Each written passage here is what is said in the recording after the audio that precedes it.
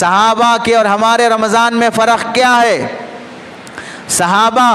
رمضان کا انتظار کرتے اور رمضان میں گرمی کے دنوں میں بھی بشاشت کے ساتھ روزے رکھتے تھے، انہیں گرمی کے روزوں میں کوئی تکلیف محسوس نہیں ہوتی، اور ہمارا حال یہ ہے کہ ایئر کنڈیشن میں اے سی میں رہ کر بھی روزہ رکھنا بھاری لگتا ہے۔ صحابہ رات میں دیر تک قرآن مجید کی تلاوت میں لگے رہتے تھے، ہم رات میں دیر تک حلیم کھانے میں لگے رہتے ہیں۔ صحابہ کے پیروں میں درد ہو جاتا ہے، قیام اللیل تراویح میں نوافل میں دیر تک کھڑے کھڑے قرآن پڑھنے کی وجہ سے پاؤں میں ورم آ جاتا اور تکلیف ہوتی تھی، اور ہم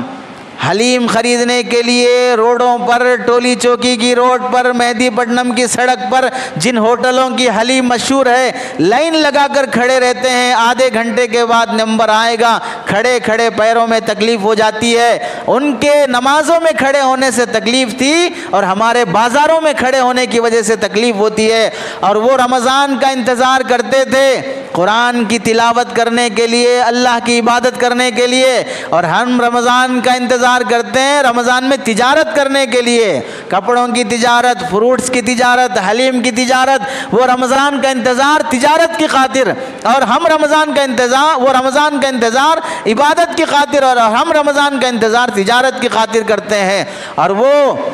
رمضان کے آخری عشرے میں طاق راتوں کو پانے کے لیے،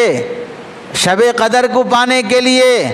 ہر ایک تلاش میں رہتے تھے کہ آج کی رات شب قدر ہو سکتی ہے، آج کی رات شب قدر ہو سکتی ہے۔ اور ہمارا حال یہ ہے کہ رمضان کے آخری عشرے میں ہم لوگ مارکیٹوں کے ڈسکاؤنٹ تلاش کرنے میں رہتے ہیں، کون سے شاپنگ مال پر 50% ڈسکاؤنٹ دیا جا رہا ہے، کون سے شاپنگ مال پر buy one get one free دیا جا رہا ہے۔ وہ رمضان کا انتظار کرتے تھے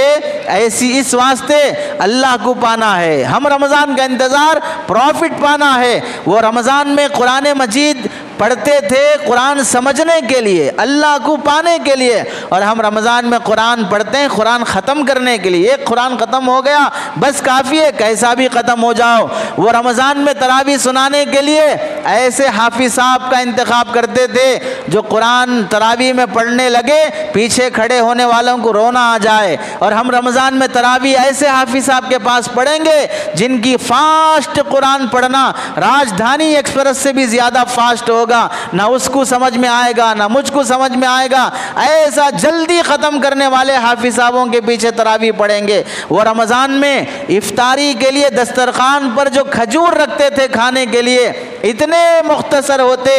گنا جا سکتا تھا کہ کس کے حصے میں کتنا کھجور آ رہا ہے، اور ہمارے دسترخوانوں پر رمضان میں جو کھانے کے آئٹم رکھے رہتے ہیں وہ گنے نہیں جا سکتے کہ کتنے آئٹم ہیں۔ وہ رمضان میں فجر کی نماز میں تراویح میں کھڑے نہیں ہو پاتے تھے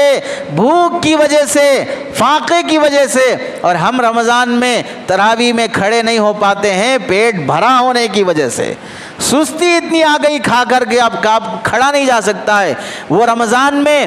مسجدوں کو آباد کر دیتے تھے، مسلمان مسجد کا مسلمان ہے، اللہ کا مسلمان ہے، اور ہم رمضان میں بازاروں کو آباد کر دیتے ہیں کہ جہاں دیکھو مسلمان لڑکے لڑکیاں برقعے والیاں دکھائی دیتی ہیں۔ اب بتائیے ان کے رمضان اور ہمارے رمضان، ان کا رمضان اللہ کے سامنے روتے ہوئے، سسکیاں لیتے ہوئے، آنسوں بہاتے ہوئے گزرتا تھا، اور اسی میں ان کو مزہ آتا تھا، اور ہمارا رمضان افطار کے موقع پر سموسے کا مزہ، پپیتے کا مزہ، حلیم کا مزہ، کھانے کے مزے ہمیں آتے ہیں، رات کے رونے کے مزے کبھی نہیں آتے ہیں، تہجد کی دعاؤں کے مزے کبھی نہیں آتے ہیں۔ ہمارے اور صحابہ کے رمضان میں زمین آسمان کا فرق ہے۔ کبھی سوچا صحابہ نے جیسے رمضان گزارا، کاش زندگی میں کوئی ایک رمضان ایسا نصیب ہو جاتا جو صحابہ کے رمضان کی طرح ہو، ایک رات ایسی نصیب ہو جاتی جو صحابہ کی رات کی طرح ہو، ایک تلاوت کا موقع ایسا نصیب ہو جاتا جیسے صحابہ تلاوت کرتے ہوئے رویا کرتے۔